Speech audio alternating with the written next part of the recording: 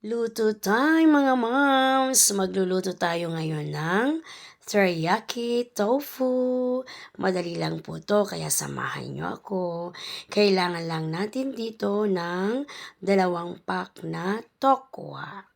And then, pinunasan ko dyan ng tissue para matanggal ang tubig and kinat ko ng ganitong size and then nilagyan ko ng asin bago natin iprito.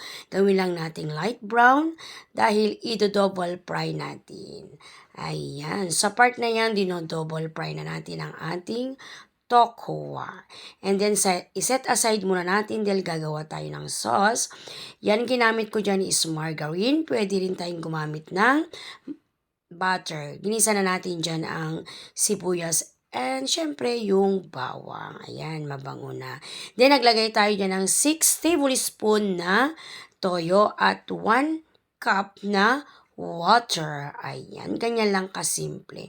Then, naglagay na ako dyan ng paminta at konting bechin at naglagay din ako ng konting paprika. Then, naglagay ako dyan ng 2 tablespoon na sugar pang-balance ng alat at anghang. 1 tablespoon na cornstarch, naglagay ako dyan ng 5 tablespoon na water. Ayan, para pampalapot. Then, naglagay lang ako ng 1 sili. Then, hindi naman kami masyadong mahilig sa anghang. Then, nilagay ko na rin dyan yung sesame seed. O, diba?